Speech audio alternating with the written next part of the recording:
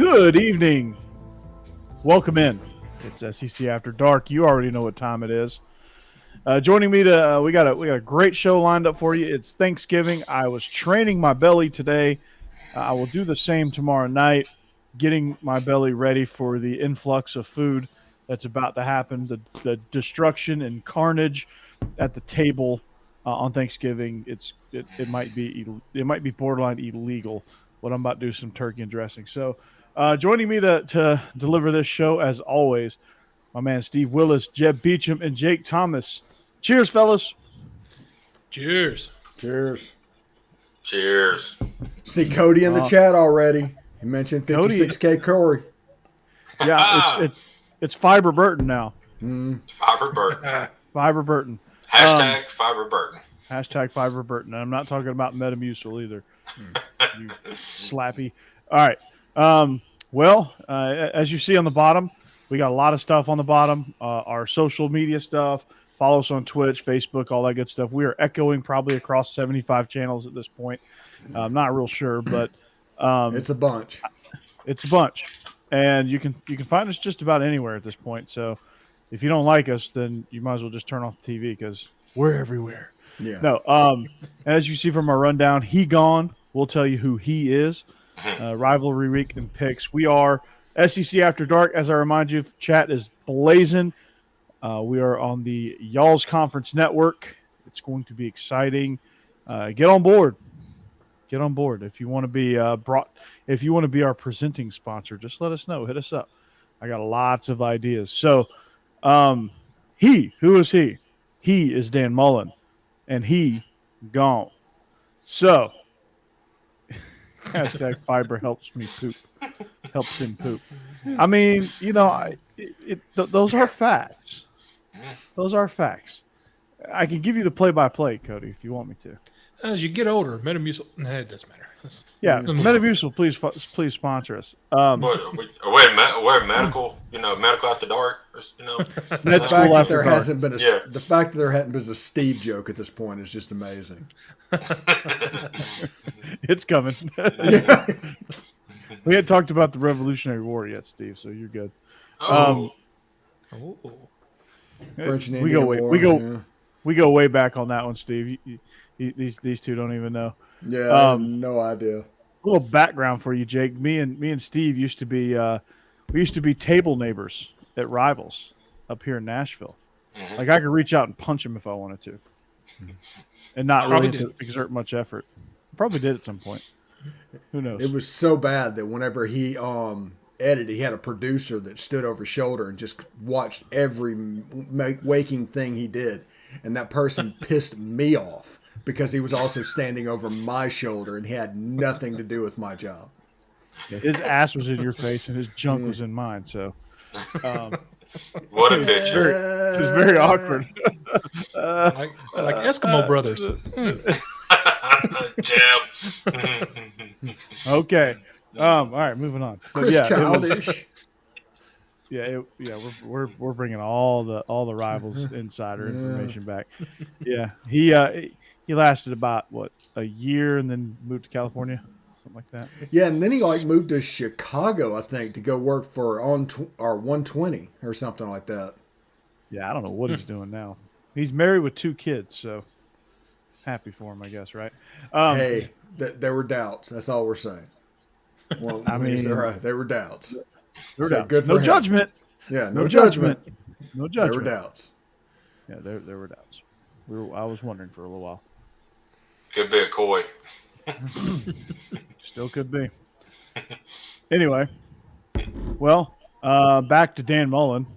He's probably looking for a good Metamucil commercial right now to just get a paycheck because he gone. University of Florida. Made the move earlier this week. When I say earlier this week, I mean yesterday.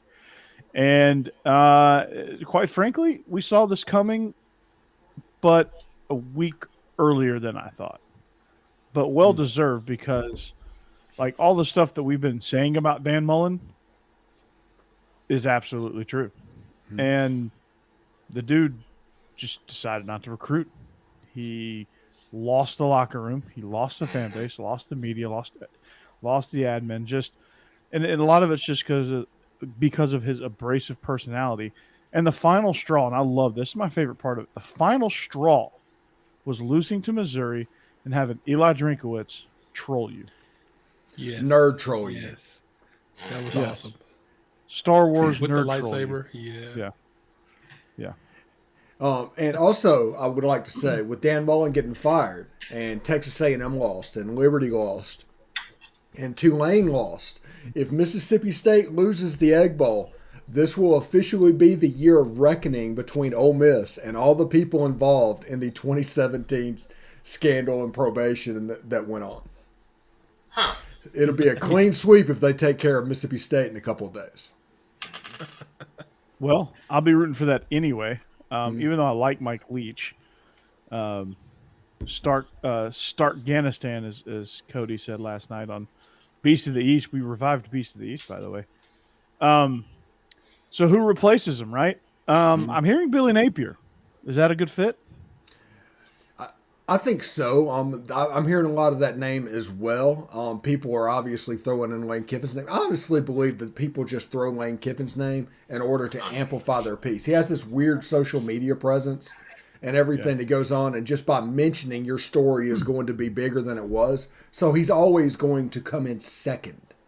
But Billy Napier, I think, is the favorite. It's so much so that LSU is like having second guesses of their guy, and there's rumors that they're swinging for the fences on that side for Lincoln Riley, but it's probably going to be somebody.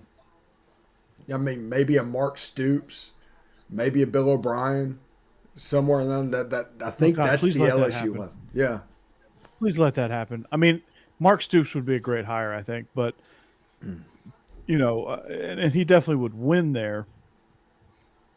But I think Kentucky should do everything they can to fight to keep Mark Stoops. But please let them swing for Lincoln Riley, miss, and end up with Bill O'Brien. That would be hilarious. Yeah, I would love that. I would be in favor of that as well. Yes. I think when you look at what they do, I just don't understand. Like, do you not have a list of guys that, like, you go from Lincoln Riley all the way down to Bill O'Brien? Like, where's Bill O'Brien getting all this credit from? I think Dave Aranda also is in that LSU job, and he might be the person that gets it, honestly. If he gets it, that's a great hire. He's got to be, but, like, no one's talking about him. Yeah. Just because he's not exciting. He's not going to be a splash hire. And I tell people all the time, it doesn't matter if a coach is a splash hire. It needs to be the right hire. It doesn't matter. Nick Saban will never be a splash hire. Through Michigan State, through LSU, through the Miami Dolphins, through Alabama, he was not a splash hire, but he was the right hire. Mm-hmm. Right. So yeah, I don't understand it, but not every big name works out at their next stop. It's Dave Aranda is a really good fit at Baylor. Would he be a good fit at LSU? He was as a coordinator. I think between him and Joe Brady, those were the two that really had the team. Orgeron was just kind of there. He was a mascot. I think Aranda, if you really think about it, I think Aranda was the glue. He really was, and that defense was the strength of that team. Even though they had Joe Burrow and all those guys offensively, it was the defensive strength that were the leaders of that team. They let the offense kind of go out and do what they want to do, but the defense made sure things got locked down. Yeah. Yeah. So I think he's got to be the hire. I think Sonny Dykes is going to go over to TCU. Which is interesting. I think Texas Tech screwed up by not getting Sonny Dykes or not going after him hard. Rhett Lashley to SMU. Yeah, Rhett Lashley go to SMU. You got to think. I mean, I'm going to say Hugh Freeze to Miami. If that comes open, there's a chance it doesn't come open this year. It might be a next year thing. Way. Unless they can't literally afford to fire Manny Diaz. The AD got canned. There's no way. The problem is right now with LSU, USC, and Florida being open, the price of poker is up so high that Miami is going to get a middling coach because they can't pay. If they wait until next year, maybe maybe Miami's the top job. Maybe Miami's in the top 2 instead of down there in the middle. You can't play that game. You can't. I mean, because it's always I was always gonna say, gonna it's every be year that way. somebody comes up. Yeah, you just It's- never know. It's every year. So I mean, next year Oklahoma might come open because Lincoln Riley finally goes somewhere. Hell, Nick Lincoln Saban Riley might decide finally to goes the retire. NFL. Nick Saban will retire.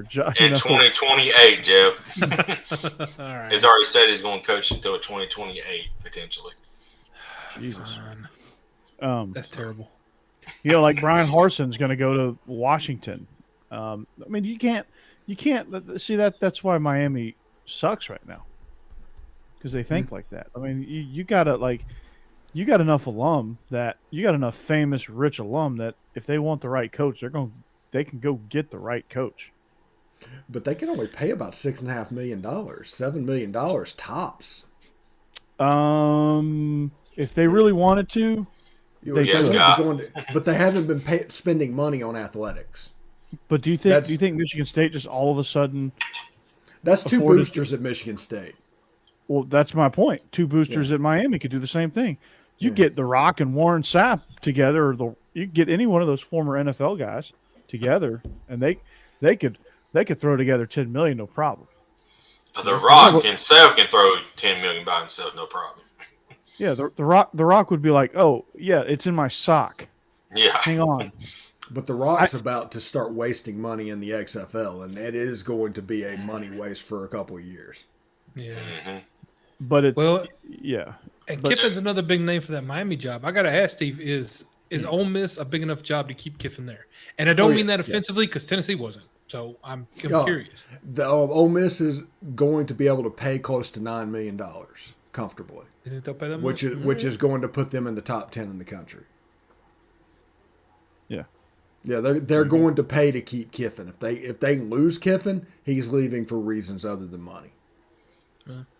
Yeah. You think he'll be able to attract enough talent there and build that into the number 1 team, which is what I'm sure his goal.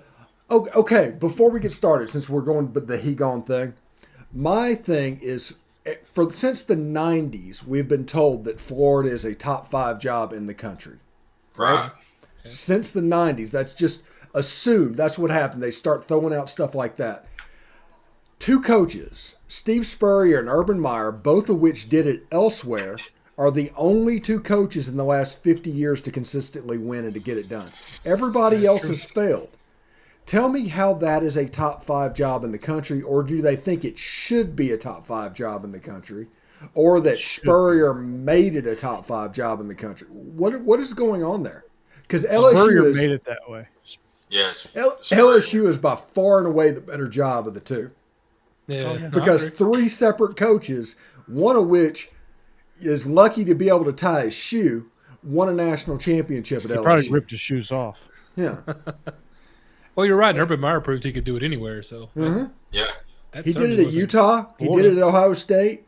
He ain't gonna Spurrier do it won a conference championship at Duke. Yeah. Spurrier is a alien. I think I'm convinced.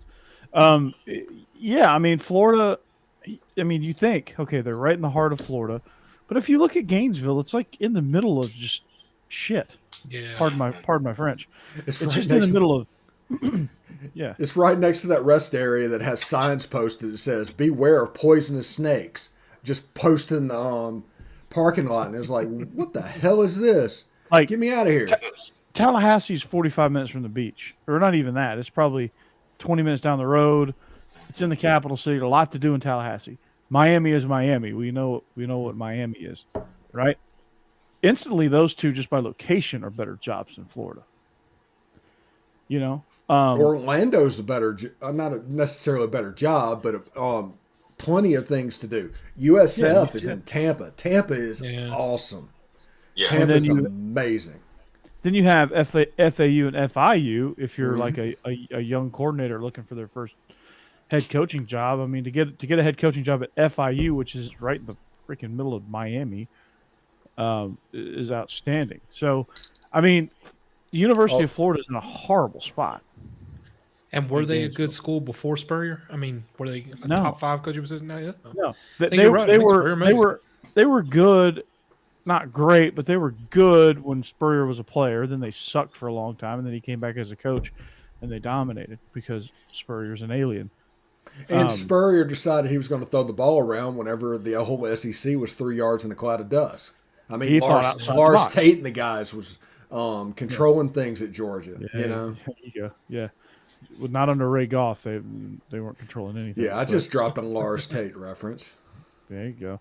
You could have went with any other. You could have went with Rodney Hampton, Garrison Hurst. No, Lars Tate. I love it. Well done. That's why you're my favorite, Steve. That's why I'm here. But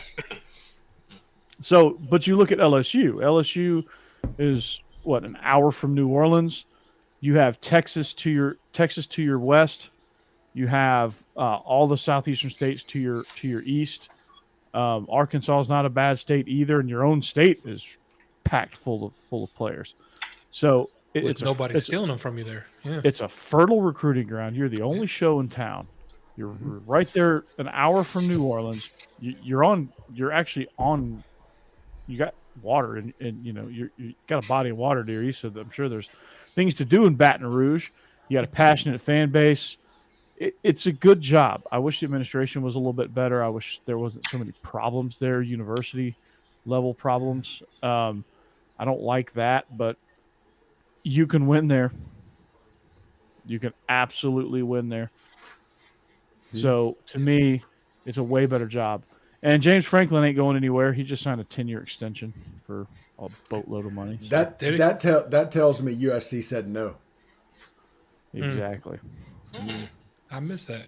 I did too. Yeah, it just happened today. Breaking news. Nah. I just spoke. I just got off the phone with James Franklin. Him and I are boys, Just don't have your sources, man. Just boys. Yeah, it's just Cody asked who wants James Franklin? Vanderbilt. Vanderbilt desperately wants James Franklin. Vanderbilt probably wants Dan Mullen too. To be honest about that.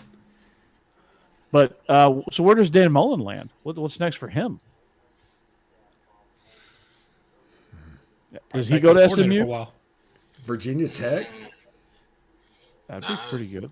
Yeah, it would be. That would kind of mirror what he had at Mississippi State. Would be interesting. He'd be a lot better than Justin Fuente, I'll tell you that much. I don't think he's going to the NFL. I think that ship has sailed. Mm-hmm. He'll go as a senior offensive assistant for the New York Giants. Because Freddie Kitchens is about to get Freddie Kitchens is going to get canned. So, I think anybody who goes to the Giants as any kind of coordinator or coach is going to get canned within a couple of years because they're just awful right now. Dreadful. Yeah, they're basically basically it's like the Tennessee coaching graveyard. You got Derek Dooley and Jeremy Pruitt as senior assistants. You didn't say earmuffs. You didn't say earmuffs. Earmuffs. Come on, don't do that to Jeff. So you can't talk about Derek Dooley just willy-nilly. Don't bring up Dooley. I know, right? PTSD, man. Orange pants. Okay, so Cody asked me a question. What has he done other than the Vandy turnaround? That's a great question. Not really anything. Anybody could turn Vandy into a winner. Yeah. When Trace McSorley was at Penn State, they were legit. He got Saquon Barkley drafted number 2 overall, I guess. That Penn State team was legit. Got them. They didn't win that Rose Bowl, did they? Against USC. Yeah. I don't want to get all Big Ten after dark here, but James Franklin's biggest mistake that he made was giving up the offense and just kind of being a CEO head coach, because what he did at Vanderbilt was very effective and actually very good. It was that Ralph Friedgen stuff from Georgia Tech from way back in the day. And that in the SEC, it just worked. And it didn't necessarily need the best talent. It just schemed open. And there was a while when he was thought of as the heir apparent to Bill Snyder at K-State, because there are Kansas State ties there. Yeah, there are. And we thought he was going to be the same at Maryland, but now he grew up in Pennsylvania. He ends up at what he calls his dream job, signed a big extension there. I don't necessarily get it, but whatever. I'm not a Penn State fan, so I'm not really all that worried about it. So yeah, I mean, it's going to be interesting with Virginia Tech, kind of see what the ripple effect is there. What's going to happen with Jeff Brom? Is he going to go anywhere? Is he going to land anywhere? Who does LSU get? That'll be interesting. Florida. Yep, it should be. Yeah, you want to turn around Florida? Hire Jeff Brom. Yes. You want some fun and gun to return? Hire Jeff Brom. Yeah, I mean, just watch what he did to Iowa and watch what he did to Michigan State, and look at Purdue's roster, and then get back to me. Yeah.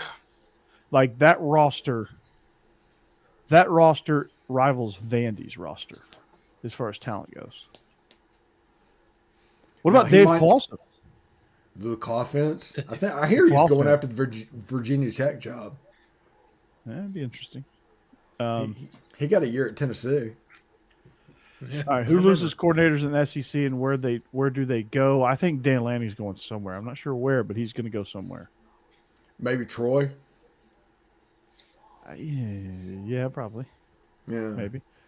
Jeff Lebby's trying to get a head coaching job at a G5 in Texas because that's his goal is to get back to Texas.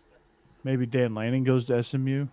Bill O'Brien will go somewhere just because. Yeah. Let's see who else. Todd Gritton. Wait, no, he's already gone. He's in the unemployment line.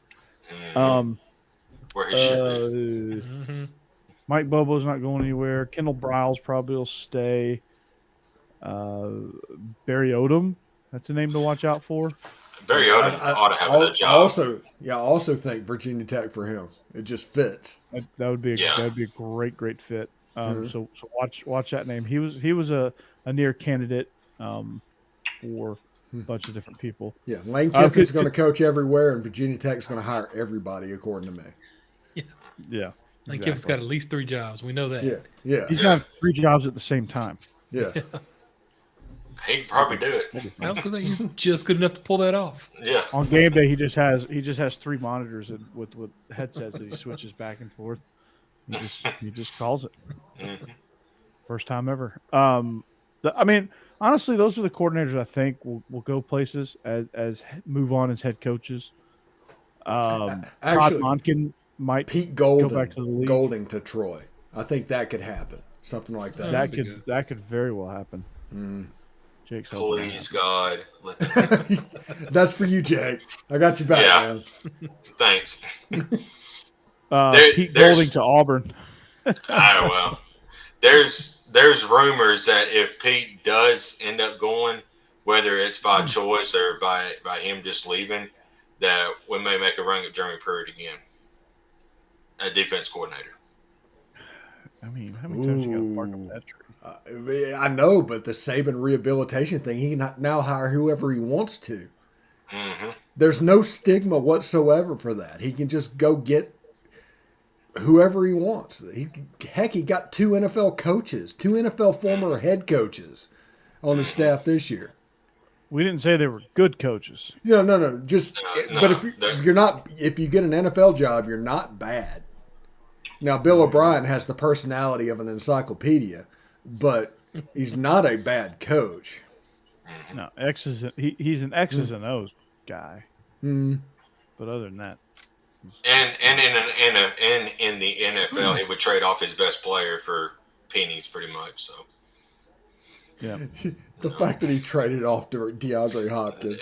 I know. God damn. Oh, man, for like a 5th round pick, I think it was. I mean, and a running back who's I think third string running back every week. Yeah. So bad. Inactive. So bad. It was. Amazing. Like to see the garbage they're starting at running back is hilarious. But they did beat the Titans somehow. Yeah, so, unfortunately. We're going to do a little NFL After Dark right now, but Yeah.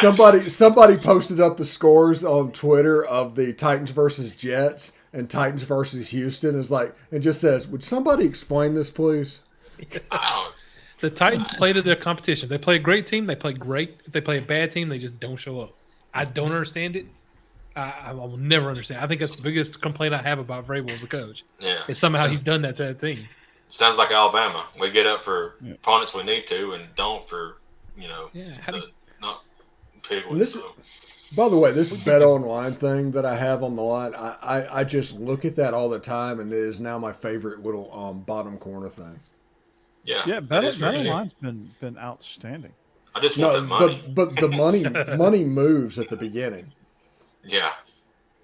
It's the money. Yeah, it has motion. And I was like, "Whoa, this is awesome!" And I'm just a graphics nerd, and I'm surprisingly proud of that, I guess. But yeah, but I'm getting on board with the Bet Online stuff because they have a big sponsorship with the Locked On company and all that. So I'm trying to get into a habit of going and getting our lines from BetOnline.ag, who does a good job of getting lines. And you can, I have a contact there where I can get a line made if one needs to get made. And nice. Yeah, and it's Bet Online. It's where the game starts. Yeah, and they do believe as well. So I've done that read a million times. Yeah. Promo code believe. Yeah, I'm pretty fired up about that. Yeah, it's pretty good. So yeah. I had an orientation today with the Locked On people, and I have orientation again tomorrow. So, how's your new dorm setup going to be? I don't know. I do feel bad about the Palmcast because we are now at the point where the Palmcast has about 7 shows left until it dies. And actually, I'm probably going to be pretty sad about that, honestly. Well, yeah, I mean, you grew that thing as a little seedling. Nothing. Yeah, from nothing. I mean, I even invented the name. It started as a picture of you in front of a fish tank and with Palmcast on it, and it's just an audio recording of you, and it really wasn't the best quality. And you're just like, yeah. Do you know in 2020 I actually did this? That picture of me in front of the fish tank doing that was actually in the stadium during the 2020 Ole Miss stuff in the end zone, to where you could just walk by and see me standing by the fish tank doing that. There's a little bit of guerrilla advertising for the Palmcast. Yeah, I did do that. Yeah, that's cool. Oh, yeah. That is cool. But no, it was awesome about how you started and all that stuff. I mean, it's just to grow it into what you grew it into, man. It's it's well deserved that you pun intended, locked on to a great network and was able to start this and was able to sprout all this stuff. I mean, my believe in Georgia Dogs since we echo, it's gotten almost 200 something views probably across. Mm-hmm. I mean, I checked the y'all's conference feed and it was like at 70 at one point, and then I checked my feed and it was at like 70, and I checked a bunch of other stuff and it was so. He said hell to me. Yeah, I remember doing that. Yeah. Hell be to me. It starts now. The Palmcast starts now. Wait. Right now. Right now. Right now. And now. Click. All right, welcome, Steve. This Palmcast. It was a lot of fun, but in 7 days, that's going to die. But at least I still retain a little bit of ownership of that. I might be doing the Locked On podcast and getting paid to do it. That's the only reason I'm doing that. But I still retain ownership of the Palmcast. So if something happens with Locked On, the Palmcast is coming right back. So it's just going on the shelf. Yeah, it's just going on the shelf. You need to put something on your shelf with Palmcast. I probably do. I wish I could have gotten that cutout. If I'd have gotten that cutout of me in front of the fish tank, I would put that up somewhere. Yeah. Yeah. That'd be pretty cool. Awesome. So, hell yeah. But Anyway. I will say this. I had no idea whenever we were doing boot camp, the offense, whenever it first started up, because that was the genesis, the seed of all of this was boot camp, the offense. Yep. And I had no idea SEC After Dark was coming around the corner or something like this, and Beast the East and all these other programs. So that has been a pleasant surprise. Yeah, it has. I mean, just being able to take around the SEC and just kind of rebrand it. Mm-hmm.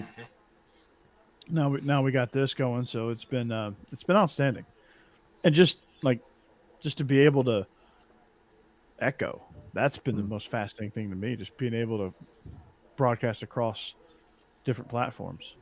Yeah, we're up over to do it. Yeah, we're up over at least over 30 for this show tonight. And that's awesome. That's LSU people, Alabama people, Texas A&M people.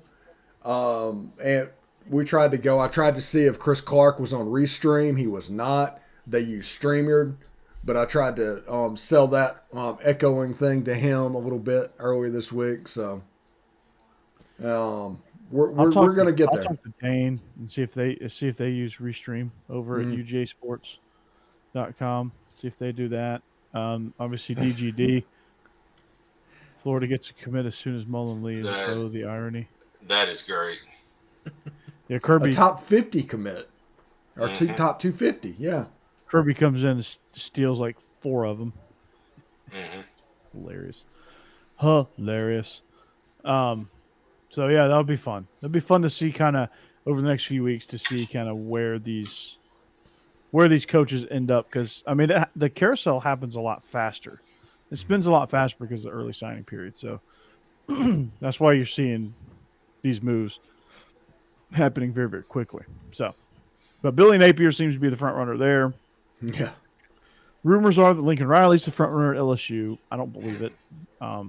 So I think it's Dave Aranda is going to be the guy that gets that I think job. it's Dave Aranda. So to go Pac-12, ripple effect, what happens with USC? What happens with Washington? Does Brian Harsin become a candidate at Washington now? Does Kalani Sitake at BYU end up a candidate for either one of those jobs? He's done a tremendous. He's been tremendous. You know, does someone make a run at Jamie Chadwell at Coastal? Luke Fickell, is he a name? They're about to be a Big 12 team, so I doubt it. And they're about to be in the playoff, but so I doubt he would jump ship now at this point. And Cincinnati will be able to pay him boatloads of money in the near future, so he might just hang on. But USC's biggest success. USC has been a 7-5, 8-4 program, except for 5 years in the early 2000s with Pete Carroll. That was with an NFL coach. Do they try to go back to that bend and find an NFL guy? Maybe Bill O'Brien is a USC fit going out there to the West Coast. It's weird. Although Steve Sarkisian this year is not doing him any favors. Yeah. Sark is struggling, but there's a lot of culture issues at Texas that we didn't realize that's coming to the surface. So wait, we didn't realize? Really? Texas is back. You didn't know that? Yeah. Texas has had cultural issues since I was born. Since Darrell K. Royal. They've had cultural issues. They think they should be a 11-1 team, and they're a 7-5 team, and they don't understand why they're a 7-5 team. Because they think except for this year, they're 5-7. Yeah, they're not 7-5 this year. Yeah, they think they could just waltz in and throw the Longhorn logo down and some Kittle sign, which is not the case. Not the case at not anymore. All. So Sark's got his work cut out for him if he wants to recruit and get some of those guys in. But he's got to compete now with Texas A&M. But maybe the SEC brand will help his recruiting. It's got to. But who knows? Sark may not be here Sark may not be there by the time they come to the SEC because the Big 12 is going to make them pay the buyout or wait until 2023. And that feels like a year 3 firing and a new coach coming in. Lane Kiffin may be the new coach of Texas. I was gonna say when Bill Texas O'Brien. comes in the SEC. I was gonna say Bill O'Brien. Oh my gosh. Bill O'Brien's going to be the next. The Houston Texans are going to go back after Bill O'Brien after they fired Dave Culley this year. Also, Stacy, by the way, how much would football change and look different if Mac Brown would not have decided to run a zone read with a 180-pound, 190-pound quarterback against Alabama? And he didn't get hurt. End up beating. They probably still end up winning, but it's not a rout. Yeah, it's no way near a rout. And the game is in the balance at that point. But whenever he went out, yeah, it became a one-sided affair. Mm-hmm. Honestly, when Colt got hurt, that backup quarterback did better than I thought Colt, did starting of the game. So that come in. That was a stupid zone read thing. And honestly, that was like a Hugh Freeze back then. Everybody thought you beat the Kirby Smart defense, the Nick Saban defense, by running the quarterback. That was the new it thing that was happening. I guess because of Johnny Manziel. Was that Johnny Manziel time? No, it was before Manziel. That's before. But yeah, there was about a 5-year period where everybody was like running the quarterback at the Alabama defense, and that didn't work either. It was on the heels of Chris Alt doing his thing at Nevada with the pistol offense. Mm-hmm. That was starting to come into play in like 07, 08, 09. So you're starting to see a lot of teams kind of do that stuff. Now, I just want to ask this. I saw this earlier in the chat, and it's going to come up again. Is Auburn's coach looking like he might jump in the first year? What's going on with Auburn? There's a lot of rumors right now. He's a West Coast guy. He's just Mm-hmm. It just doesn't seem like he's a. I mean, I was questioning it before, but I was like, okay, well, he had a little bit of success at Boise, so he hired some of the right guys around him for SEC play, but he just has not been a good fit for Auburn this year. There's a lot of their fans who are afraid of his recruiting. They don't know if he can recruit at a high level, for them. So also, it's just not a good fit. If he leaves and goes to Washington this year, it's a Lane Kiffin in Tennessee type situation. Yeah. If they do not get the next hire right and they hire a Derek Dooley, you're looking at 10, 50. Sorry about that, earmuffs. You're looking at 10 to 15 years of just struggling. It's like the Bluegrass Miracle last night.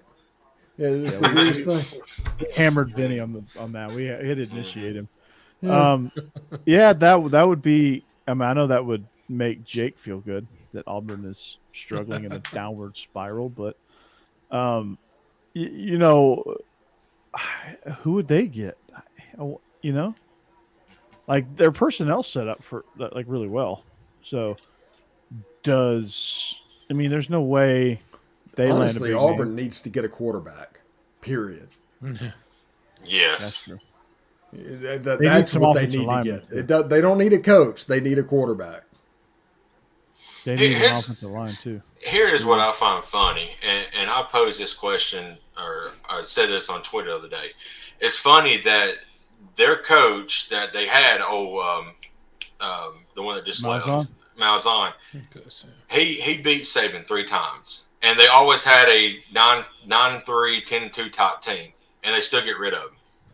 Now they get this new guy, and he's barely going to win 6 games, this year. No, so. I mean, you get what you reap what you sow. Yeah, they should stay with Malzahn. Listen, this is what I don't understand about Gus Malzahn, and this is going into the weeds a little bit. He's on a downward spiral too. Yeah, but they had a team. The best quarterback that Gus Malzahn had was Nick Marshall. Period. Cam Newton, I understand that happened one year, but the best quarterback for his system was Nick Marshall. Now, then after Nick Marshall, whenever you had the perfect quarterback for your system, he took an Auburn team to the national championship that had no business being there. Then you quit recruiting those type quarterbacks, or you do recruit them and you don't play them. Like Malik Willis at Liberty. He's an Auburn transfer. He would have been the perfect quarterback for a Gus Malzahn system. You look at the way he plays. But instead, Bo Nix is out there throwing the ball behind people, running around the pocket and doing whatever he does, complaining about officiating because he said with a straight face that officials are out to get Auburn. Even though 3 games in the past 2 seasons were handed to Auburn that they didn't deserve to win. I hope he. You know what they need to do? The SEC needs to be able to find players since they can get in NIL now, and he just needs to forfeit like 25-30% of his NIL things for that take, because that is the worst take I have ever heard. Yeah. That is definitely not a Milo's cold sweet tea take. No. Presented by Milo's Sweet Tea. Drink Milo's. It's great. Although, in his defense, that was a horrible call against Auburn. But still You know how stupid many thing to say in they've the gotten? press. You know how many they've gotten? Yeah, no, Yeah. I agree. I mean, they got against Arkansas, they got a pass interference call when the ball was 30 foot out of bounds. Yeah. I mean, it was basically in the stands, and they got a pass interference on it. Yeah, No, I don't think the refs are slanted at all. I just think they're not good.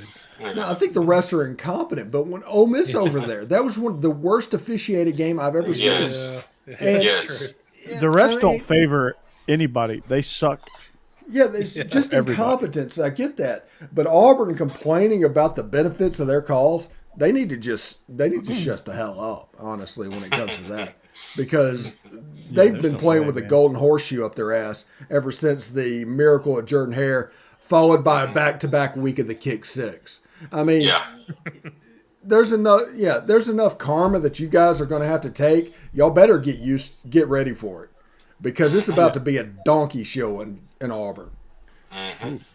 Don't get me started on going back to officiating. Don't get me started on how pass interference is being called or what pass interference is. Oh, I don't even know. Intentional grounding. That's I don't understand how they come up with that rule at this point. They throw it to somebody. If the receiver doesn't catch the ball, the quarterback was trying to throw it away. Yeah, he was. But there was a receiver standing that could have caught it. I saw a receiver intentionally let the ball go out of bounds because he'd lost a yard, and them get called for intentional grounding. Roughing the passers. Yeah. Like, or he just bump into the guy. Don't even take him down. Yeah, no. It's some ridiculous stuff calls. Like that Auburn who was it on again? I can't remember. But the targeting where he jumped to block the pass. No. The targeting where the defensive lineman, it was against Mississippi State, where he jumped up to block the pass, and he ended up locking face mask with Bo Nix, and they called not Bo Nix, Will Rogers, and they called targeting. Like, the targeting rule is asinine. That's a college football thing, not necessarily an SEC thing. I think that needs to be fixed. I think you need to figure out pass interference. You need there's no uncatchable anymore. And at some point, I need them to stop saying on reviews that the evidence has to be conclusive to overturn a call, because it does not at all. They will overturn calls all the time just for no real reason, when it's not even close to conclusive. Don't tell me that. It's not true. Yeah, it's ridiculous. Also, Stacy, by the way, if you think SEC officials are incompetent, just remember that the best officials from Conference USA and the Sun Belt come up to our league. So the bad officials for the Sun Belt and Conference USA, they're still there. Or they get poached by the Pac-12. Yeah. Pac-12 refs are even worse. Yeah. Oh, it's terrible. I think they just get random people off the street to come officiate Pac-12 games that don't know anything about football. They go to a Dungeons and Dragons convention and say, we need 8 refs. Okay, 1, 2, 3, 4, 5, 6, 7, 8. Okay, y'all come with me. Here, put Am I going to be the head ref for sports ball? Go holding on the squadron. The penalty will be forced after the goal unit. Yeah, it's bad. They're like, oh, it's cosplay. think we kind of got off in the weeds here a little bit, but whatever. You think? Yeah. It's fun. It's not as bad as our 30-minute diatribe into like Stan Torgerson and Larry Munson and John Ward last night, but No, that was fun. What are you talking Yeah. about? Speak for yourself, Steve. That was fun. it was like a 4-inch metal chair. What about a 5-inch cushion? Well, I broke that. The stadium, well, it fell down. There's going to be some property destroyed tonight. They're going to really have to rebuild this thing. Man, is there going to be some property destroyed tonight? Yeah, we do. 26 to 24. Dogs on top. We were gone. That's the one thing I noticed. That Larry Munson, after watching that SEC video about the voices, is Larry Munson must have been fantastic to have a conversation with.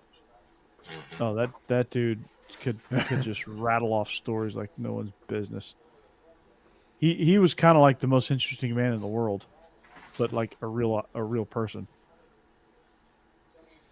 It was kind of like, those commercials. They could have used Larry Munson instead. It's probably so. We're not here an hour and 45 minutes tonight. Let's get to rivalry week. Rivalry week, yes. You got to keep me on. You got to keep me on the rails here, Steve. My ADD is blazing this week. So rivalry week, huh? It's upon us. So where do we start? Let's start with the best rivalry, Georgia Tech. Wait, no. Snooze fest. Yeah, it can be a snooze fest. But no, in all reality, we'll go chronologically. Start with the Egg Bowl, Steve. You and I talked about this last night. What interested me about this game is, obviously the quarterback battle, Will Rogers versus Matt Corral. The weather conditions seem to be getting worse by the minute. I think there's going to be some freezing rain in that one.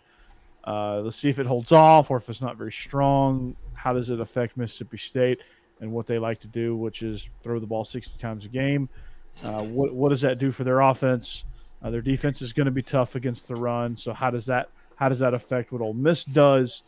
What is the X factors for each game? To me, it's got to be for Mississippi State. They've got to be good in the screen game. They've got to be good at hitting the intermediate passes over the middle when they're good when they're on, and they're hitting those. It's usually good. When they struggle with the screens, if there's backs that play those screens really really physical, they struggle, kind of like Tennessee. For Ole Miss, to me, it's you have to be multiple in your rushing attack. You have to hit jet sweeps. You have to be able to hit those double and triple option plays where you're either giving the jet or you're giving the inside zone or you're faking both and keeping it with Matt Corral. I think Matt Corral is going to have to be a bigger factor in the run game this week, which is fine. I don't think he's going to take a beating in that regard, because he can be a factor, and then Jaron Ely can be a factor, and then Snoop Connor can be a factor, and then whoever your jet guy is can be, is it who is the jet guy at these days? Ja'Cour Pearson, also Dontario Drummond has been doing a bunch of jet sweep type stuff. But Adrian asked about which would be the bigger factor, Corral's legs or the Ole Miss D, and the answer to that is yes. That is equally important. Yeah. I mean, I think Ole Miss's defense just, figuring out how to bend and not break, making sure that, Mississippi State gets their yards, but they don't do anything with them. It's kind of like what the Braves did in Game 5 of the World Series, where they got 1 million hits, but they only scored 2 runs. It's got to be something on those in that regard if you want to have success. So the defense has got to make Mississippi State work. 10, 12 play drives. They operate in short intermediate passing, but it's usually you throw a 5-yard pass with enough space and that guy can run for 12, 15 yards, and you chew up yards. So you got 7, 8 play drives instead of 10, 12 play drives. That makes it doesn't seem like it would be a huge difference of 4 plays or even 2 plays, but it makes all the difference in the world because it's that much more you got to get. Yeah, and Ole Miss needs to tackle well on the outside, especially on the swing passes to the running backs, because they are the number 2 and number 3 receivers on that team. They need to tackle well, and I expect Ole Miss to do a little bit of combo stuff with man coverage on the back, out of the backfield, but zone behind them. Exactly.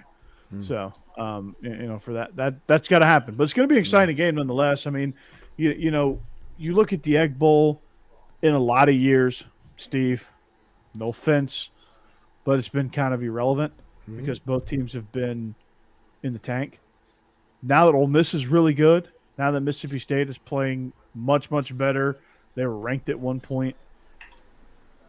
This game is interesting. Now, does it have major implications? No, because Alabama's already clinched the West. So I think it has major implications for Ole Miss because if they win, they might have be a shot at the Sugar Bowl. Yeah, if they win, they are in an Access Bowl. If they win, they might be in the Sugar Bowl if Alabama can make the playoff. Mm-hmm. Which I know Jake would love that. I would love to see Georgia win and just get some fresh opponents and beat the shit out of Ohio State. But and everybody thinks about weird stuff when it comes to the Egg Bowl. This is this year's weird stuff. Ole Miss's kicker, Caden Costa, it's rumored that he has to miss the game because of PEDs. You got you cheaters. You got the kickers juicing. And he can't get it to the end zone. He can't get it to the end zone. Jeez Louise. Yeah. Nobody's going to hop their leg this time, right, Steven? What's that? Nobody's going to hop their leg in this game like they did a couple years ago. It is potential.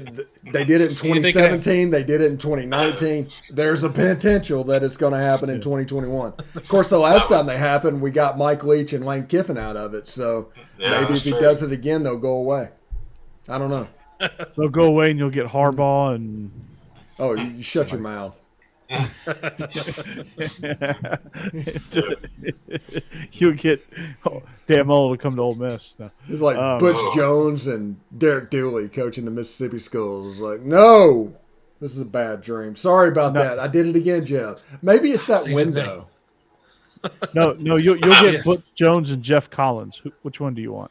They're both like Pez dispensers for slogans and cheesy stuff. And Cody, yeah, exactly. 404 Waffle House, dude. It not old. Okay, the way I talk, old and old sounds very, very similar. There was no duh sound, but a lot of times I'll say old Mississippi, just to mess with me. Yeah. Just to poke it. And apparently to poke at Cody too. Yeah, so, seriously, Cody's got my back. Old Mississippi, right? So, he's just gone for a year. He called you out quick on that. He did, man. He's not even playing with you anymore. No, he's done. Guns blazing. So, Georgia Tech, Cody. Clean old-fashioned hate.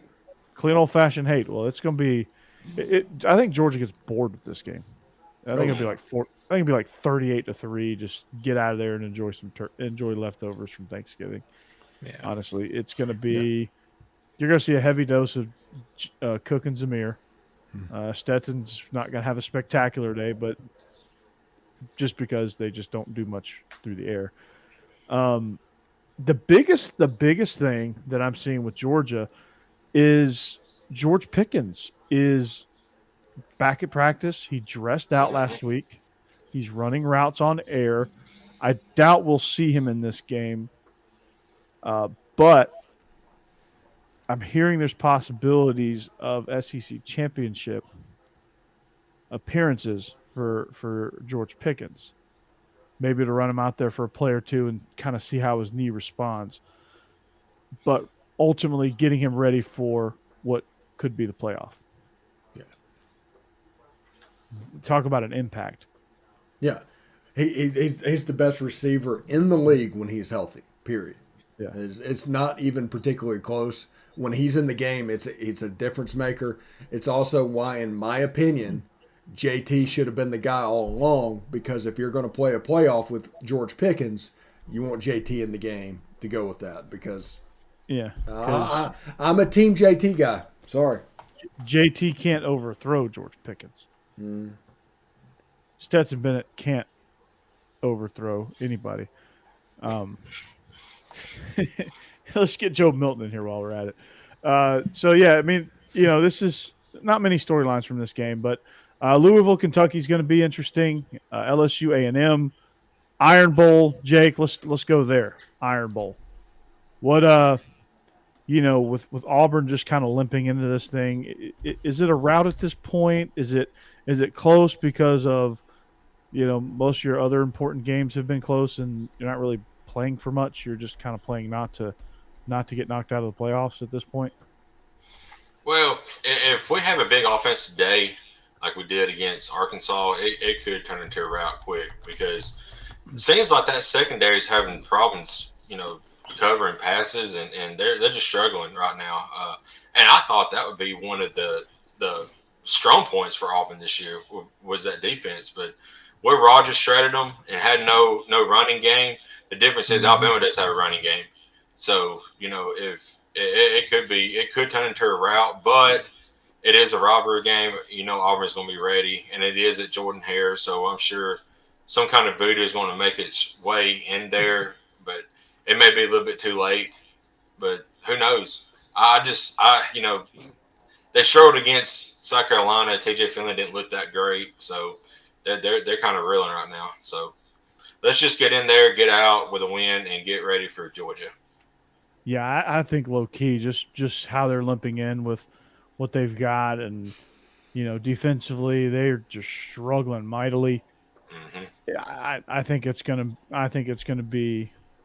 There's gonna be no doubt. I mean, there's major distractions with Harsin. Hell, they might help him pack after that game. Who knows? But I think you got to look at it and say, okay, this defense has got to figure something out. They're not going to be able to figure out Jamison Williams. They're not going to be able to figure out Mechie. They're definitely not going to be able to stop the run game. I just think with the talent alone, it's going to be. I think it's going to be ugly personally. Mm-hmm. They are staring at the Birmingham Bowl. They're just flat staring down Legion Field. And with the loss to Alabama, it's going to happen, I think.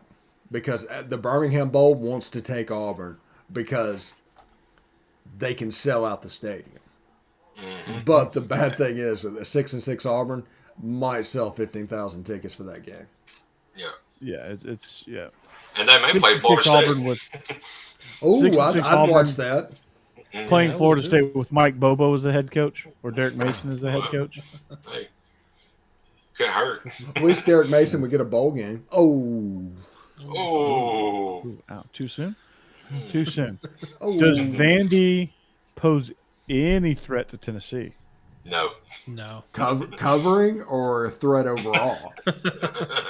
Yes. Yes. I think Vandy poses a threat to yes. Tennessee hitting that 31-point line. Easily in the first half. No, I think they could. But no, I actually was a little worried about Tennessee. I was a little afraid Georgia might have kind of not broken Hendon Hooker, but it kind of messed with him because he was just off a little bit last week. And then in this game coming in against South Alabama, he still looked like he was a little off, but whatever it was, he fixed it. So and, he routed him in there. Vandy has covered the last two spreads. Well, and it's a huge spread, so for Tennessee. But it's 31 points, so 41-10 is a push. It doesn't cover. They've covered the last two spread. Now I say that Tennessee has the capability of throwing a 62-piece on them, and they've dropped 60 on what three or four teams now this season. I mean, they can do it. They can do it. So that'll be interesting. Also, A&M LSU. Is there any intrigue there? If Jimbo decides to get cute, LSU can keep that close. Only chance LSU has is a low-scoring game, like a 17-13 type game. If it gets into the 20s, A&M's going to win that fairly easily. Yeah, I think so. I mean, I think A&M is just they are. LSU is always a tough place to play, no matter who the coach is, no matter how down they are. Eli Ricks is in the is in the transfer portal. Where does he end up at Georgia? By the way, that's another side note. But to me, yeah, Calzada is going to struggle a little bit because of the atmosphere. But I think ultimately that defensive line is going to be too good. They're just going to get after Nussmeier or, you know, Max Nussmeier's Johnson not or playing. whoever. It's going to be Max Johnson because Nussmeier's decided that he's not burning his red shirt. Yeah, whoever the quarterback is, they're going to get after him, and it's going to, you know, it could. I mean, I think with a 6.5 point spread, it's safe to pick Texas A&M there, but you know, ultimately, I think that's going to be an A&M game. It's going to be a fairly easy win. What's going to be an interesting game now, because of what South Carolina's been able to do, is that home game against Clemson. Mm-hmm. Clemson has the greatest of all time Scrabble board quarterbacks. Man, not much has pissed me off more than Ukulele going down and getting hurt for a couple plays, and there's just no chance you can pronounce the guy who replaced him. He makes Ukulele just seem like a normal spelling guy. His name might as well have been John Smith.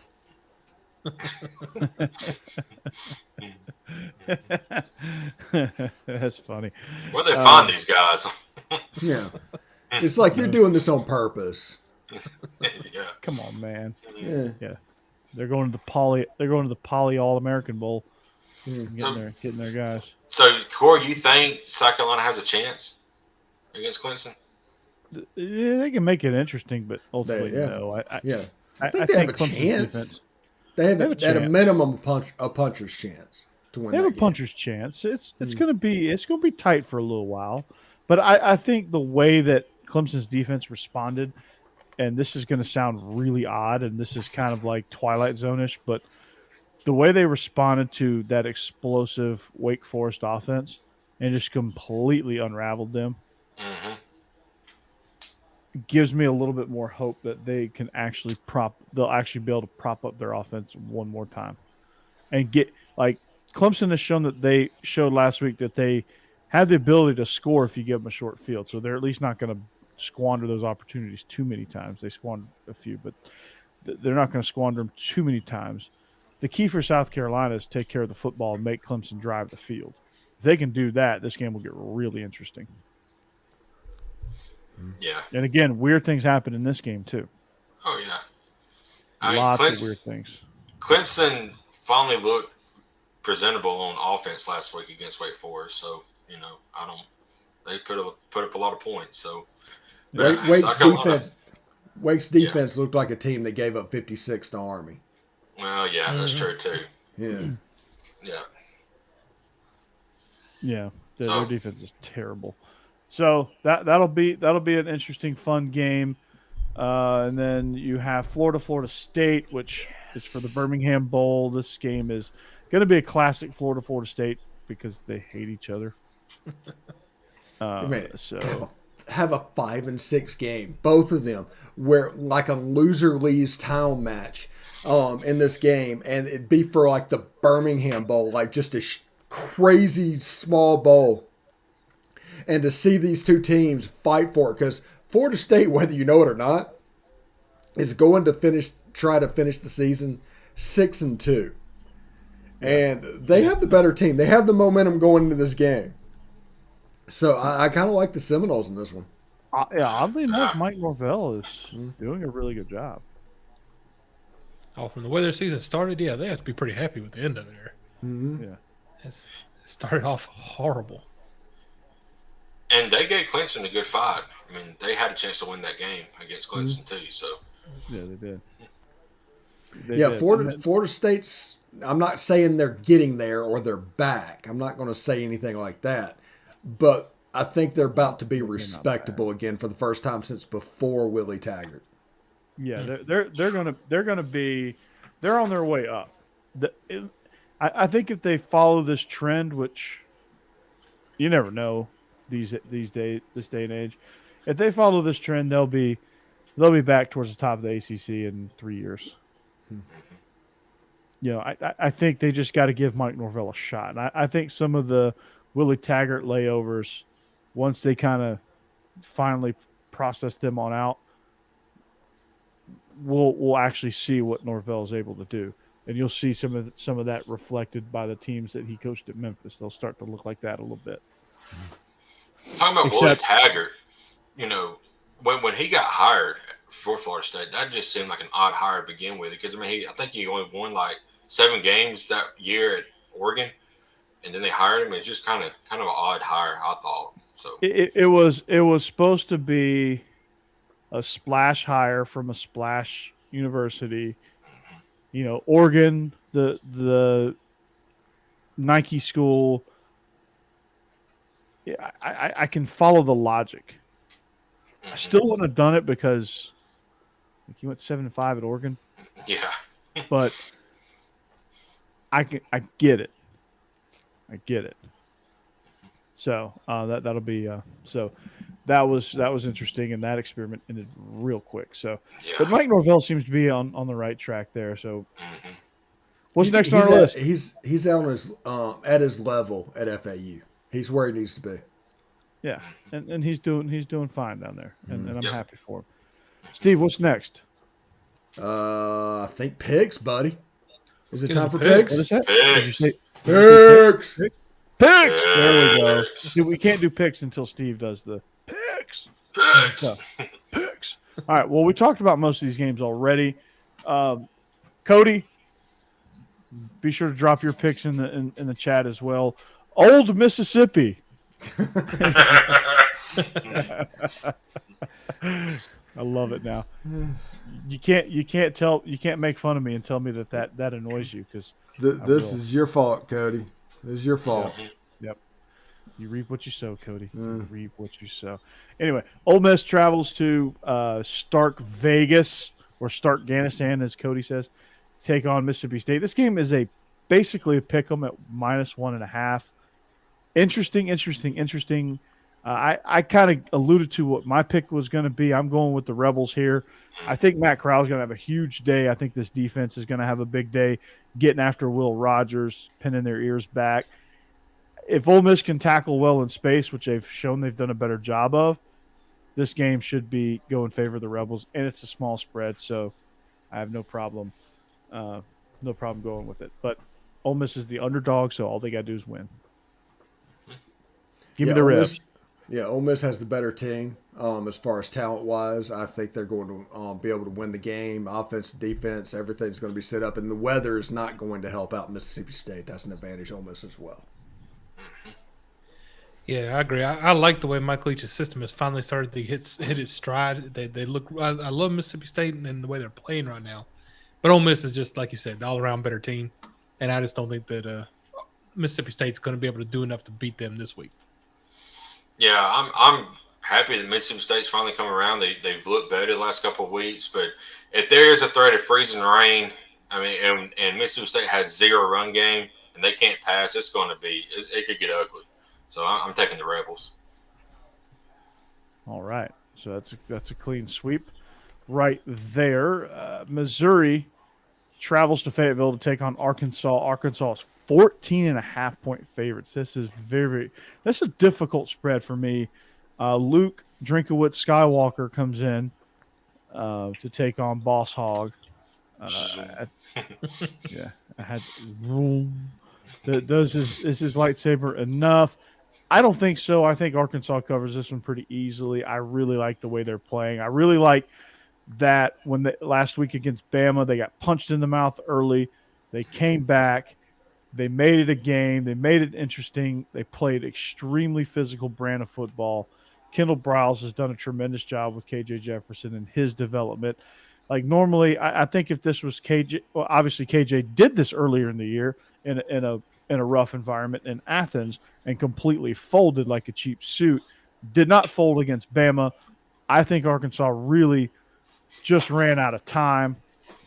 But that game was turning into a classic. Bama had to hang on for that one and earn every inch of that. And that's not a knock on Bama. That's more of an attaboy towards the Razorbacks. So give me Arkansas -14.5.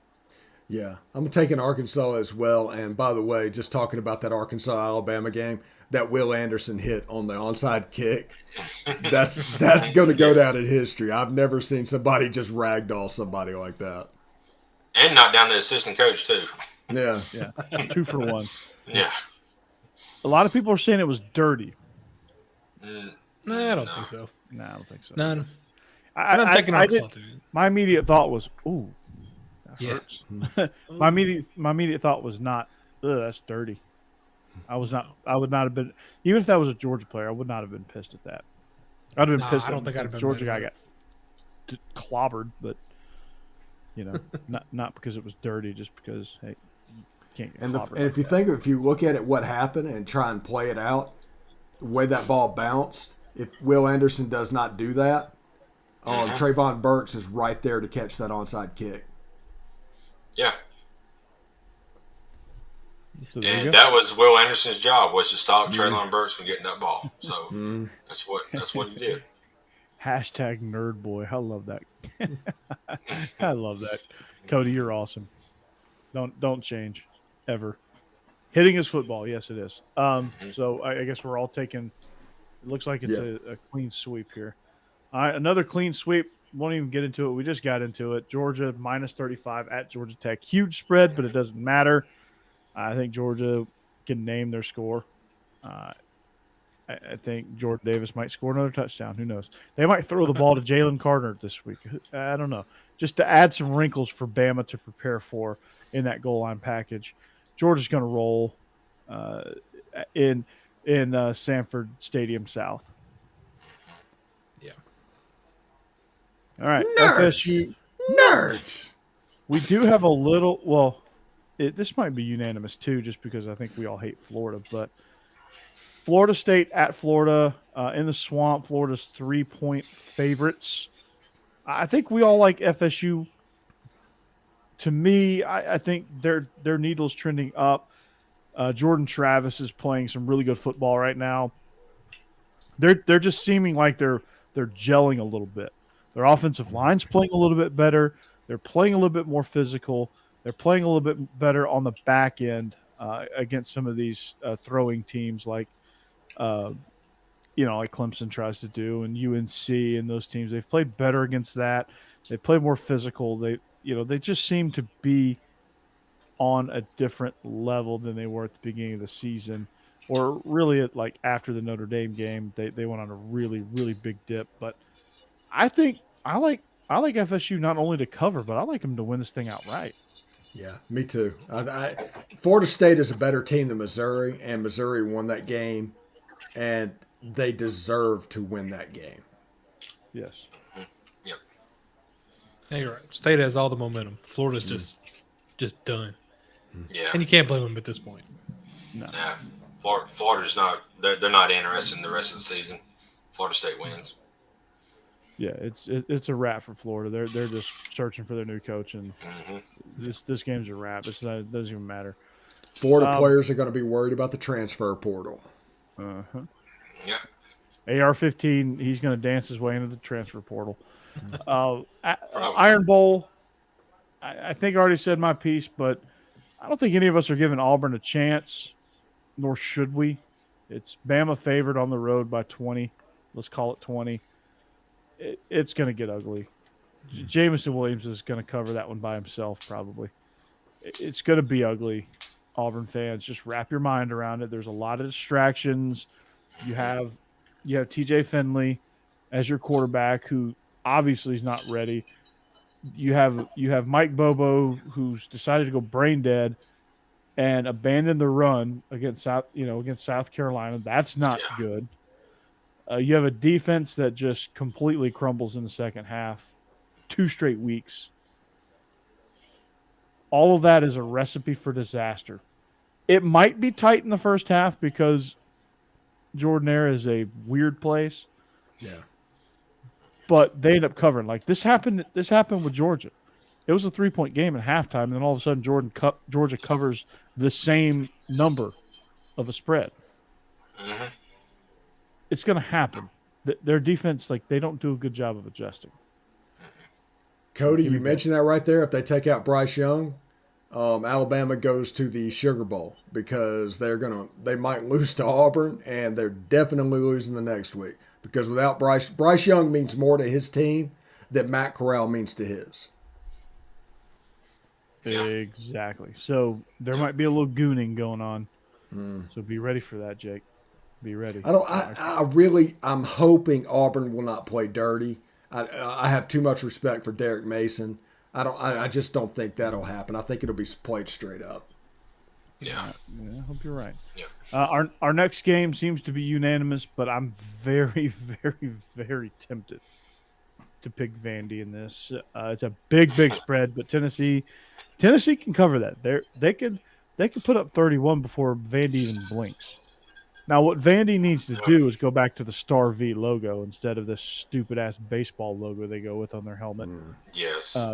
They're trying to be the Vandy boys. They need to not do that. They just need to go back to the Star V and be done with it and just leave that alone because that's a cool logo. But I like the Vols. They're explosive. Their secondary is outstanding. Like when they played Georgia, a lot of the problems they caused for Stetson Bennett was because the secondary was locked down on the receivers. So I think you're going to see a couple of pick sixes. Mike Wright is starting this game, so they'll play. Hopefully Vandy will play better out of the gates. But look for Tennessee to cover this thing, if not right away, but they'll cover it for sure at some point. It's mine. I got it. It's mine. I'm taking the Vols as well. I think Tennessee's going to be able to cover this fairly easily. I think Vanderbilt's their last hurrah, so to speak, happened last week. Yeah. And yes, ban the Whistler. I actually know the son-in-law of the Whistler. Oh wow! So he gave me some stories about close calls they had with the whistling in Vanderbilt and how he just doesn't want to sit with them at baseball games and things like that. And I was like, whoa, that's crazy. That is insane. All right, Cody, here's the game you've been waiting for. A&M at LSU. 6.5 point spread. I think we kind of alluded to our pick, so we're all on board with A&M. I just think that right now, just both LSU's just playing okay. They're playing solid. They're just playing okay, and they're young. They're playing a lot of freshmen. They've had a lot of injuries. They've had, outside of the obvious stuff that we've talked about for weeks. A&M is in a little bit better shape here. Isaiah Spiller, I think, is going to have a big day. Zach Calzada is going to bounce back a little bit, and I think they're going to cover this thing. They're going to win by 10 on the road. Yeah. Everybody in agreement with that? Yeah, with that. There's not going to be 50,000 people in that game, I don't think. No. Yeah, you're probably right. Clemson, South Carolina. Clemson minus 11.5. We're all picking Clemson, but, I mean, can South Carolina cover this thing? Yeah, puncher's chance for the Cox. If DJ Ukulele struggles a little bit and gets that crowd into it, that place is a hard place to play at night. Mm-hmm. They get those towels waving, sandstorm blasting. Yeah, it's a difficult place to play, and especially if you have a chance to get Clemson, that place is going to wake up and come alive because they've already hit 6. They're already there. This is an absolute free shot. Now, you want to talk about a loyal fan base. South Carolina, they packed that thing out. Yeah. Mm-hmm. They do. Eastern State University. Man. Yeah. The Timberwolves. The Timberwolves, man. Yes. I love it. That's it. Now, that's a reference and a half right there. ESU. Kane is able. Kane is able. What was the Darnell Jefferson? Yeah. He's going to have a big day for ESU. Yeah, I think they're going to struggle with Alvin Mack on the shelf, but if they had him, the defense at ESU would be able to control the thing. And they didn't even have to. They could have taken him out in that Iowa game. Yeah, they could have just taken him out. They could have. They didn't need him at that point. They I decided to worry be about cute and Latimer. I think there's a rumor that Latimer popped a little bit positive for PEDs, and he Well, he's may been miss hanging this out with your game. damn kicker, Yeah, dumbass.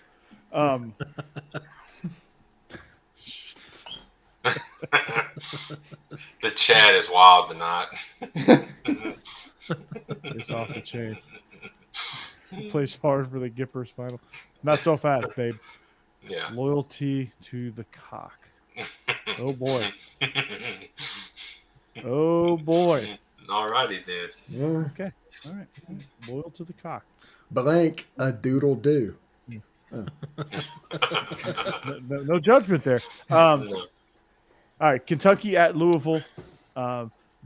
The grocery bag versus the pizza box. This game is actually played in the pizza box, Papa John's Stadium. Louisville is 3-point favorites at home, which is interesting.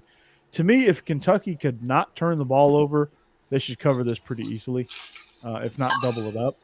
I think Kentucky's going to win by a touchdown because I don't think Louisville's ready for – I don't think Louisville matches up well with Kentucky this year. I mean, Louisville's pretty solid. They're bowling. But I just think that Kentucky, if Kentucky starts turning the ball over, then this pick's going to go right out the shitter. But I think Kentucky's going to win this one big. I think the opposite. I think Louisville's going to win this game. I think this is going to be the Malik Cunningham show, and that defense is going to drop back and everything's going to go, and he's just going to cut through them and be the difference maker that we all know he can be. Brian Brown, by the way, is the defensive coordinator for Louisville. He's an Ole Miss guy. He's probably going to be the next defensive coordinator at Ole Miss whenever DJ Durkin moves on. Which I just get weird vibes from DJ Durkin, so that would be okay with me. I don't. He's probably showing he's probably showing cheetahs mauling antelopes instead of game film, which he did at Maryland. So hey, the scoring defense is half of what it was. They're in the top half of college football in scoring defense. So whatever he's showing, show some more. We like it. It could be talent-wise. You could be even better than that. Yeah, I still think you're underachieving. I tell you, I was looking at some stats about this game because, I haven't really watched much of Louisville. I know how Kentucky is, and I still want Kentucky. But Malik Cunningham, out of the 11 games that they have played, he's also been their 7 of those games. He's been their leading rusher as well. I mean, that kid can do it all. So if they allow him to do that, it could be a long night for Kentucky. And extremely tough. That first game of the year in the first half, Ole Miss just completely physically dominated those guys. And Malik Cunningham found a way to score some points in the second half. They weren't going to come back, but yeah, he's a player. He's Lamar. He's a B- Lamar Jackson. That's what he is. Yeah. Steve, I heard that the extra motivation to get fans there is they get a free shakaroni pizza with the Louisville win. Yes. All right. Yes. There's a motivation for you. Yeah. Actually, sign me up for that. I'll wear a Louisville T-shirt. I want a shakaroni. Papa John's will not deliver to where I live. I can get it delivered from anybody, but not Papa John's. And Papa John's is the second closest pizza place to my house. I don't know how that works. Well, you're not missing anything, so Yeah. yeah, you're really not. Unless Papa John's wants to be a sponsor of the show, then it's the greatest thing of all time. So, I did Papa John's pizza on air. yeah, I got no shame. Jets, if you want to jump in though, that's my delivery service of choice. Oh no. We fight against. Me and Jeb have a long history of fighting against Jets. Steve's wife loves Jets. Yeah. Do tell. Insane. She loves it. Her favorite pizza by a mile is Jets. Are you not a No. deep dish guy? No. Detroit style, not my favorite. It's all right. She like butter crust. Yeah. Steve, are you a floppy fold it in half pizza? New York style? Whenever I do Sbarro, yes. Jeff. I like the big, thin, fat, New York style pizza. Yeah, that's my favorite. Now, my favorite, I love me some Chicago deep dish. No. Oof. It's a heart attack in a pan, but it is awesome. I just had a heart attack. Go Bears. The Bears. Out Bears. The All right. Bears. We got Bedlam, folks. Oklahoma at Oklahoma State. Oklahoma State, 3.5-point favorites at Boone Pickens Stadium. Weirdly enough, is a really tough place to play, especially in the first game of the season when it's 1,000,000 degrees. Luckily for Oklahoma, it's not the first game of the season, and it's not 1,000,000 degrees outside. But nonetheless, this game's going to be tough for them. I just think, to me, obviously Oklahoma has the better roster, and Oklahoma's playing pretty well right now. I've called them soft. I stand by that, but they have played a little bit more physical since I called them out. So somebody from Oklahoma listens to our show or watches our show. Definitely. So, that's right. Yep. Lincoln Riley, you're still soft. But Oklahoma State is on a mission. This game is going to be their freaking Super Bowl because it's home, it's Bedlam, it's for a chance at the upper hand in the Big 12 championship. I think Oklahoma State comes out with this. I think they cover. It's just probably the hardest game that I'll pick in this slate of games. But to me, I just think the Cowboys are going to get it done.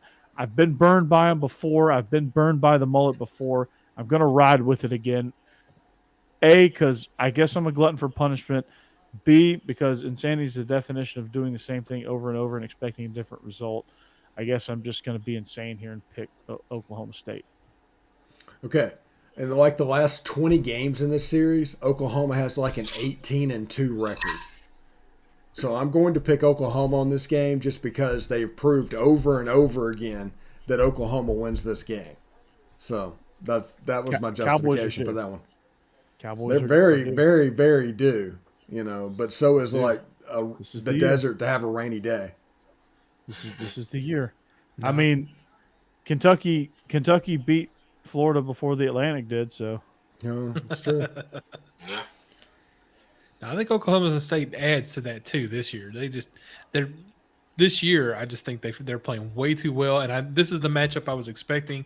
I thought Oklahoma would win last week just because I wanted them to get to this game where it was just basically for the Big 12, and I think Oklahoma State. I love the way they're playing. I think they're going to be the ones to take it this year. What's going to end up happening is these two teams are going to play each other next week again. Yes. Yeah. That'll require an Oklahoma victory, which I'll take that. That'd be fun too. I mean, because if Oklahoma loses this game, they play Baylor next week. Mm-hmm. So go Cowboys. I want to see somebody other than Oklahoma in the Big 12 championship. Yep. David Renn his last game. You will by 2023. Yeah. It'll be K-State. It'll be Kansas State and Baylor's conference. Yeah. And Ohio State still can't win it. Exactly right. Ohio State and Michigan. Michigan is like 0 for the 2000s against Ohio State. It's probably not true, but it feels like it is. Ohio State is 8-point favorites on the road in the Big House. Does Jim Harbaugh get it done this year? To me, no. I don't think he does. CJ Stroud is red hot. Watch it. I mean, what they did to Michigan State. I think they just scored another touchdown on Michigan State. That was the definition of an ass kicking. Like you look up ass kicking, like from the word go, Michigan State had zero chance in that game. And I think Ohio State's going to be too explosive for Michigan too. I mean, Michigan, yes, they do play well on defense. Yes, they do have a really good run game. And yes, quarterback play as well. I think they do a lot of good things, but they just do not match up well with Ohio State because Ohio State is CJ Stroud. If he's on, it's usually big points, big plays over the top with Garrett Wilson and company. So I'm taking the Buckeyes here. Yeah, I think we all are. Yeah, I don't like that nobody's. Craig Ladd ain't picking them. He picking Michigan. Yeah, the only team I would take to be that I would take against Ohio State at this point is the Georgia Bulldogs. Period. Yeah. There you go. I'll just finish my cocktail, so we got to hurry this thing up. No. Our last game, which was a really tough pick, like back in September. Mm-hmm. Not so much anymore. The Wildcats of the Little Apple come into Austin. Texas is 3-point favorites somehow in this game. I don't know what Vegas is thinking on this, but Skylar Thompson is. I'm a big fan of his. Do the Horns win this one? Not at all. I think Kansas State is going to win. All they've got to do is just. I mean, even if they don't win, I think they're going to cover. But I don't think they're going to cover. I think they're going to win and cover. So I'm taking the Wildcats here. They're just they're getting like they're slowly building a culture there at Kansas State. And I'm here for it. Chris Kleiman's doing a tremendous job there.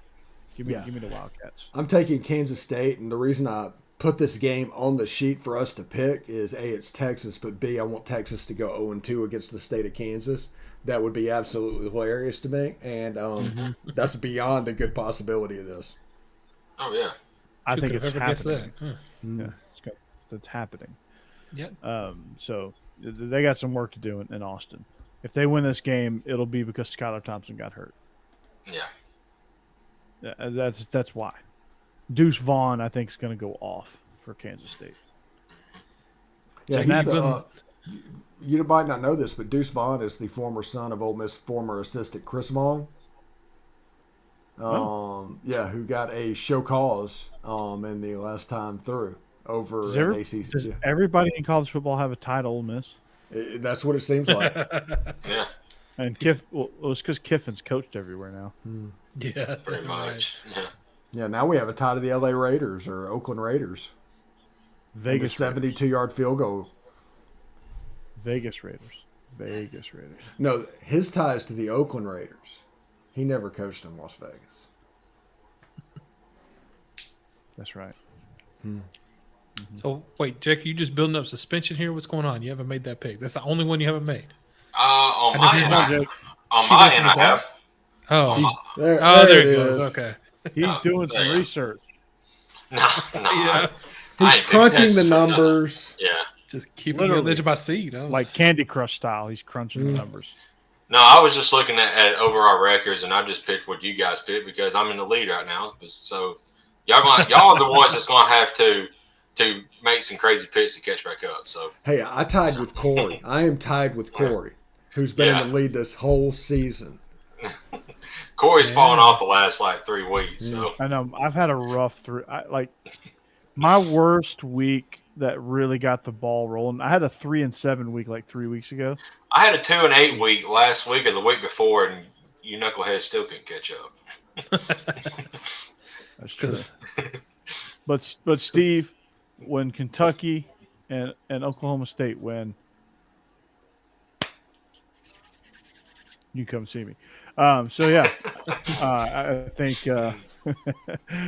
Well, you know what? That's going to do it for us here at SEC After Dark.